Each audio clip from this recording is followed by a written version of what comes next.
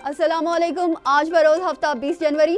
RFI bulletin के साथ मैं हूं नौरीन चौधरी। सबसे पहले हेडलाइंस। पाकिस्तान और ईरान के दरमियान जारी कशीदगी में कमी, दोनों मुल्कों के सुफरा अपने अपने मुकाम पर वापस आ जाएंगे। खुद मुख्तारी का तहफ़्फ़ुज़ हर कीमत पर किया जाएगा, सलामती कमेटी का फैसला। वज़ीर ख़ारजा का ईरानी हम मनसब से राब्ता, तनाव कम करने पर इत्तफ़ाक़। पाकिस्तानी मईशत की सिमत दुरुस्त है, रवां साल शरह नमू 2% रहने का इम्कान। ज़राई शोबे में तरक्की की शरह हौसला अफजा है, IMF का पाकिस्तानी मईशत पर जायजा। बरामदात में हर माह $1 अरब का इजाफा खुशाइंद है, सनत के लिए बिजली के टैरिफ कम कर रहे हैं। 60 मुल्कों से 750 सरमायाकारों ने इक्तसादी कॉन्फ्रेंस में शिरकत की। मुल्क में सरमायाकारी बढ़ेगी, वफाकी वजीर तिजारत ने खुशखबरी सुना दी। SIFC के एजेंडे पर पंजाब के बाद सिंध में भी अमल दरामद का आगाज। कारपोरेट फार्मिंग के लिए सिंध हुकूमत ने 52,000 एकड़ अराजी प्राइवेट कंपनीज को देने की मंजूरी दे दी। माफिया जीत गया, आवाम हार गए। निगरां हुकूमत ने के इलेक्ट्रिक की बदतरीन कारकर्दगी के बावजूद लाइसेंस में 20 साल तक की तोसी कर दी। के इलेक्ट्रिक कराची, हब, उथल, बेला, विंदर और धाबेजी में बिजली फराहम करने का जिम्मेदार होगा। कोयटा समेत बलूचिस्तान के मुख्तलिफ अजला में बारिश, पहाड़ों पर बर्फबारी से मौसम सर्द, पंजाब में धुंध का बदस्तूर राज। गजा पर ताज़ा हमले से मजीद दर्जनों अफराद शहीद, मुतअद्दिद जख्मी। गैर वाबस्ता तहरीक के मुल्कों की कॉन्फ्रेंस में फौरी जंगबंदी का मुतालबा। भारतीय रियासत मणिपुर में फसादात जारी, मजीद 15 अफराद हलाक। वाक़े के बाद रियासत के मुख्तलिफ इलाकों में कोकी और हिंदू मेती कबाइल का शदीद एहतजाज। पेरिस ओलंपिक हॉकी में पाकिस्तान की जगह बनेगी या नहीं, फैसला मजबूत टीम जर्मनी के साथ खेले जाने वाले सेमीफाइनल के बाद होगा। क्वालिफायर में मलेशिया के साथ मैच बराबर होने पर पाकिस्तान सेमीफाइनल में पहुंच गया। हेडलाइंस आपने मुलाहिजा की, चलते हैं खबरों की तफसीलात की जानिब।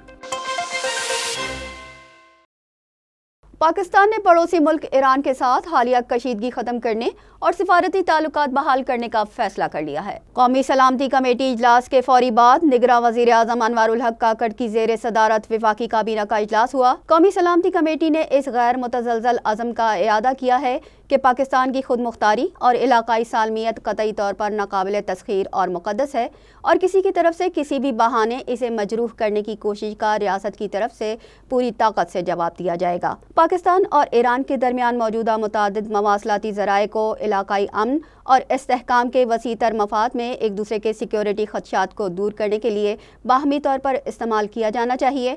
फोरम ने इस बात को भी उजागर किया कि पाकिस्तान को दहशतगर्दी की इस लानत से किसी भी दूसरे मुल्क से कहीं ज़्यादा नुकसान पहुंचा है।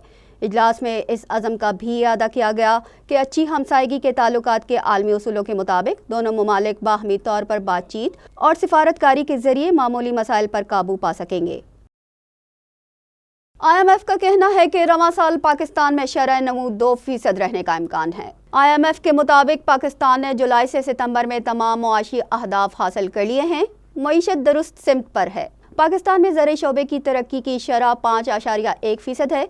सनती शोबे की शरह नमू 2.5% है। 2023 में महंगाई की शरह 36% थी, जो अक्टूबर से कम होना शुरू हुई है। बेरोजगारी की शरह 8% तक हो सकती है। रवां साल बजट खसारा GDP का 7.6% रहने का इम्कान है, जिसे कंट्रोल करने के लिए इकदाम करना होंगे। रवां साल टैक्स और नॉन टैक्स आमदन बढ़ना खुशाइंद है, इससे खसारा कंट्रोल हो सकता है, जबकि रवां माली साल करंट अकाउंट खसारा 1.6% तक रह सकता है।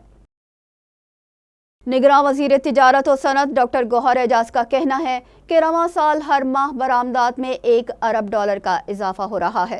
पैदावारी लागत में कमी के लिए इंडस्ट्री को 9 सेंट फी यूनिट बिजली देंगे। लाहौर के एक्सपो सेंटर में तीसरे सालाना engineering and health care show में खिताब करते हुए वफाकी वजीर सनत और तिजारत ने कहा कि सनत के फरोग के लिए इकदाम कर रहे हैं, बरामदात में इजाफे के लिए आसानी पैदा कर रहे हैं। 60 मुल्कों से 750 सरमायाकारों को बुलवाया है। इस कॉन्फ्रेंस में चीन से 200, अफ्रीका से 200, सेंट्रल एशियाई रियासतों से 100 और दीगर ममालिक से 250 सरमायाकारों ने शिरकत की है। पाकिस्तान में सरमायाकारी के लिए फ़ज़ा साजगार है। پیداواری لاگت کم کرنے کے لیے بجلی کے ٹیرف میں کمی کر رہے ہیں۔ اس موقع پر ٹریڈ ڈیولپمنٹ اتھارٹی کے چیف ایگزیکٹو محمد زبیر موتی والا نے وفاقی وزیر کو بتایا کہ پاک نمائش میں 300 سے زائد پاکستانی کمپنیز کے اسٹالز موجود ہیں، جس میں فرنیچر، فارماسیوٹیکل، انجینئرنگ آلات، آٹو سیکٹر اور اسپورٹس کا شعبہ بھی شامل ہے۔ ایس آئی ایف سی کے اقدامات پر عمل کرتے ہوئے سندھ کی نگراں حکومت نے صوبے کے 6 اضلاع کے 52,000 ایکڑ سے زائد زمین کارپوریٹ فارمنگ کے لیے دینے کا فیصلہ کیا ہے۔ وزیر اعلیٰ ہاؤس کی جانب سے جاری کردہ ایک پریس ریلیز میں کہا گیا ہے کہ پنجاب میں کارپوریٹ ایگریکلچر فارمنگ کے لیے ایک کامیاب پائلٹ منصوبے کے بعد حکومت سندھ اور green corporate initiative private limited کے درمیان وزیر اعلیٰ ہاؤس میں معاہدے پر دستخط کیے گئے۔ پاک فوج کی زیر سایہ یہ کمپنی ملک کے تمام صوبوں میں موجود بنجر زمین پر کارپوریٹ ایگریکلچر فارمنگ کرتی ہے۔ معاہدے کے تحت سندھ میں مقامی انتظامیہ نے تقریباً 52,713 ایکڑ بنجر زمین کی نشاندہی کی ہے۔ اس میں خیرپور میں 28,000 ایکڑ، تھرپارکر میں 10,000 ایکڑ، دادو میں 9,305 ایکڑ، ٹھٹھا میں 1,000 ایکڑ، سجاول میں 3,408 ایکڑ اور بدین میں 1,000 ایکڑ زمین شامل ہے۔ یہ تمام زمین گرین پاکستان انیشیٹو کو عملی جامہ پہنانے کے لیے آئندہ 20 برس کے لیے مذکورہ کمپنی کے حوالے کی جائے گی۔ اس کا مقصد ملک میں کارپوریٹ فارمنگ کا تصور لا کر زرعی طریقوں کو جدید شکل میں ڈھالنا ہے۔ مافیا جیت گیا، عوام ہار گئے۔ کے الیکٹرک کو بدترین کارکردگی کے باوجود کراچی میں بجلی سپلائی کا لائسنس مزید 20 سال کے لیے مل گیا۔ کراچی کی شاہراہوں، گلیوں، محلوں اور ہائی ٹینشن لائن سے تانبا اتار کر سلور تارے لگا کر اربوں روپے کی خرد برد کرنے والے ادارے کے الیکٹرک کے لائسنس کی تجدید کر دی گئی ہے۔ بدترین لوڈ شیڈنگ اور اوور بلنگ کرنے والے ادارے کو دوبارہ شہر میں بجلی کی سپلائی کا لائسنس دینا عوام دشمنی کی علامت ہے۔ جولائی 2023 میں ادارے کے نان ایکسکلوسیو لائسنس کی مدت پوری ہونے کے بعد نیپرا نے 6 ماہ کا عبوری لائسنس جاری کیا تھا۔ 28 نومبر کو عبوری لائسنس کی مدت پوری ہونے پر نگراں حکومت کی ہدایت پر نیپرا نے کے الیکٹرک کو کراچی، اتھل، بیلا، وندر، ہب، دھابے جی اور گھاروں میں بجلی فراہمی کا لائسنس مزید 20 سال کے لیے دے دیا ہے۔ پاک بحریہ کی میری ٹائم سیکیورٹی مشق سی گارڈ اختتام پذیر ہو گئی۔ پاکستان میری ٹائم سیکیورٹی کی سی گارڈ 24 مشق کا مقصد سمندر کو محفوظ بنانا تھا۔ اس مشق سے مختلف چیلنجز سے نمٹنے، بحری قزاقی پر قابو پانے، جہازوں سے تیل کے رساؤ کے نقصانات سے نمٹنے اور اسمگلنگ کی روک تھام پر قابو پانے میں مدد ملے گی۔ مشق کی اختتامی تقریب سے خطاب میں vice chief of naval staff vice admiral Owais Ahmed Bilgrami نے کہا کہ اس ایونٹ کے انعقاد پر خراج تحسین پیش کرتا ہوں۔ اس سے مختلف چیلنجز سے نمٹنے میں مدد ملے گی۔ ہمارے سیلرز، افسران اور جوانوں کی کوششیں قابل دید رہی۔ سی گارڈ 24 مشق میں جوائنٹ میری ٹائم انفارمیشن کوآرڈینیشن سینٹر کا کلیدی کردار رہا، جبکہ مختلف صوبائی اور وفاقی اسٹیک ہولڈرز نے بھی اپنی ذمہ داریوں کو پورا کیا۔ بلوچستان کے بیشتر اضلاع میں موسم سرد ہے، تاہم کوئٹہ سمیت صوبے کے مختلف اضلاع میں بارش اور پہاڑوں پر برف باری سے موسم خوشگوار ہو گیا ہے۔ محکمہ موسمیات کے مطابق شمال مغربی اضلاع میں مطلع ابر آلود رہنے کے علاوہ کوئٹہ، چمن، زیارت، قلعہ عبداللہ، نوشکی، چاغی، قلات، تربت، گوادر، کیچ، توبہ چکزئی، کان مہترزئی اور پنجگور میں بارش اور پہاڑوں پر برف باری سے موسم خوشگوار ہو گیا ہے۔ محکمہ موسمیات کے مطابق 12 گھنٹوں کے دوران ملک کے بیشتر میدانی علاقوں میں موسم سرد اور خشک، جبکہ شمالی علاقوں میں شدید سرد رہے گا۔ اسلام آباد، پنجاب، خیبر پختونخوا کے میدانی علاقوں اور بالائی سندھ میں شدید دھند چھائی رہے گی۔ گزشتہ 24 گھنٹے کے دوران ملک کے بیشتر علاقوں میں موسم سرد اور خشک، جبکہ شمالی علاقوں میں شدید سرد رہا۔ آج ریکارڈ کیے گئے کم سے کم درجہ حرارت لے -11، اسکردو -9، کالام -6، گلگت، گوپس اور استور -5 اور سری نگر میں -4 ڈگری سینٹی گریڈ ریکارڈ کیا گیا ہے۔ نہتے فلسطینیوں پر وحشیانہ بمباری جاری، مزید 142 افراد شہید ہو گئے۔ عرب میڈیا کے مطابق اسرائیلی بمباری میں اپارٹمنٹ بلاک کو نشانہ بنایا گیا ہے، جس سے متعدد فلسطینی زخمی ہوئے ہیں۔ 7 اکتوبر سے اب تک شہید ہونے والوں کی مجموعی تعداد 24,742 ہو گئی ہے، جبکہ زخمیوں کی تعداد 62,000 سے تجاوز کر گئی ہے۔ غزہ کی 85% آبادی بے یار و مددگار ہے۔ اقوام متحدہ نے خبردار کیا ہے کہ فوری اقدامات نہ کیے گئے تو بہت بڑا انسانی المیہ جنم لے سکتا ہے۔ غیر وابستہ تحریک کے ممبر ملکوں کی کانفرنس نے غزہ جنگ فوری روکنے کا مطالبہ کیا ہے۔ یوگنڈا کے دارالحکومت کمپالا میں جاری غیر وابستہ تحریک کانفرنس میں 120 ملکوں کے وفود شریک ہیں۔ کانفرنس میں افریقن یونین کے سربراہ نے اپنے خطاب میں کہا کہ انسانی بنیاد پر غزہ جنگ فوری بند کی جائے۔ غیر وابستہ تحریک 1961 میں تشکیل دی گئی تھی تاکہ دنیا کے مختلف ملکوں میں تعاون اور ہم آہنگی کو فروغ دیا جائے اور جنگ اور تنازعات سے بچا جائے۔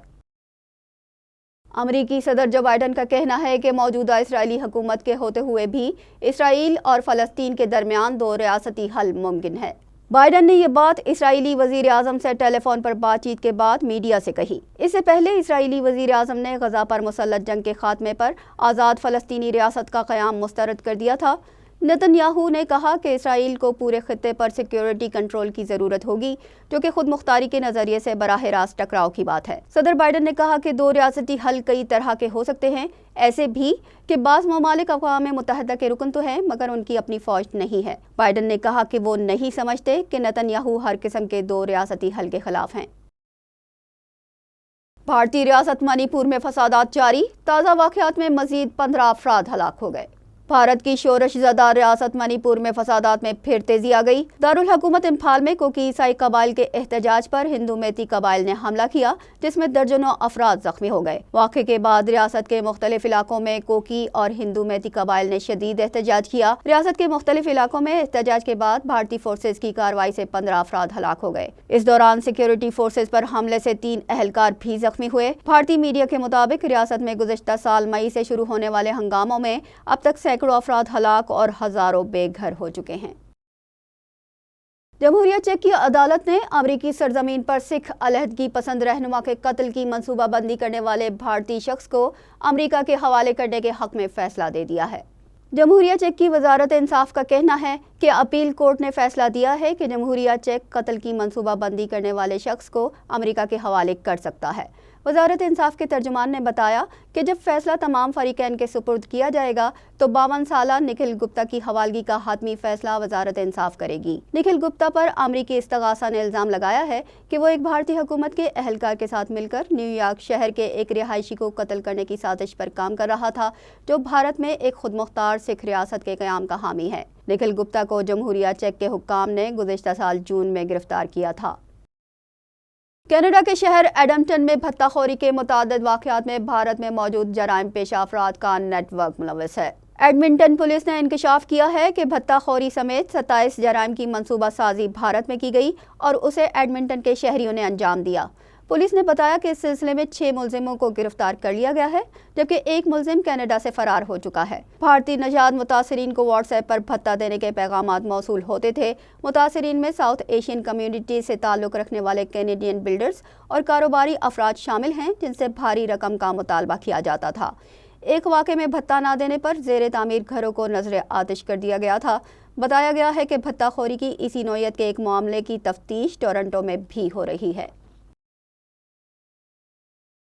جنوبی کوریا، امریکہ اور جاپان کی جزیرہ نما کوریا میں جاری فوجی مشقوں کے دوران شمالی کوریا نے زیر آب جوہری ڈرون کا کامیاب تجربہ کیا ہے۔ شمالی کوریا کی سرکاری نیوز ایجنسی KCNA کے مطابق ملک کی وزارت دفاع کے تھنک ٹینک نے سمندر میں جوہری ڈرون کا تجربہ مشرقی سمندری حدود میں کیا ہے۔ شمالی کوریا کے ترجمان نے بیان میں کہا ہے کہ امریکہ، جنوبی کوریا اور جاپان جنگی جنون میں مبتلا ہو کر مشترکہ فوجی مشقیں کر رہے ہیں، جن کے خطرناک نتائج نکلیں گے۔ دشمنوں کی جنگی مشقوں کا جواب دینے کے لیے ہماری افواج زیر آب جوہری ہتھیاروں کے ذریعے جواب دینے کو تیار ہیں۔ شمالی کوریا نے جس زیر آب جوہری ڈرون کا تجربہ کیا ہے اسے سونامی کا نام دیا جا رہا ہے اور اسے مشترکہ فوجی مشقوں کا رد عمل قرار دیا گیا ہے۔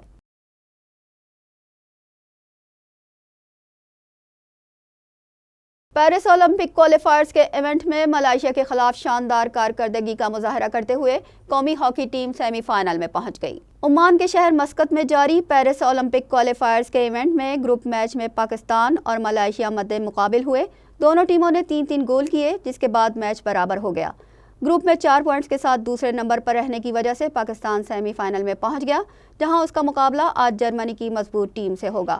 دوسرے سیمی فائنل کے لیے برطانیہ اور نیوزی لینڈ کی ٹیمیں میدان میں اتریں گی۔ نیوزی لینڈ نے پاکستان کو چوتھے T20 میچ میں بھی شکست دے دی۔ کرائسٹ چرچ میں کھیلے گئے میچ میں پاکستان کی جانب سے دیے گئے 159 رنز کا ہدف نیوزی لینڈ نے 3 وکٹس پر 18.1 اوورز میں حاصل کر لیا۔ آکلینڈ میں کھیلا گیا سیریز کا پہلا میچ 46 رن سے نیوزی لینڈ کے نام رہا۔ ہملٹن میں کھیلے گئے دوسرے میچ میں کیوی ٹیم 21 رن سے فاتح رہی، جبکہ ڈونیڈن میں سیریز کے تیسرے میچ میں بھی میزبان ٹیم نے 45 رن سے کامیابی سمیٹی۔ 5 میچز کی سیریز میں میزبان ٹیم کو 4-0 کی برتری حاصل ہو گئی ہے۔ پاکستان اور نیوزی لینڈ کے درمیان T20 سیریز کا 5واں اور آخری میچ کل کھیلا جائے گا۔ اس کے ساتھ ہی نیوز بلیٹن اپنے اختتام کو پہنچا۔ ہمیں دیجیے اجازت۔ اللہ نگہبان۔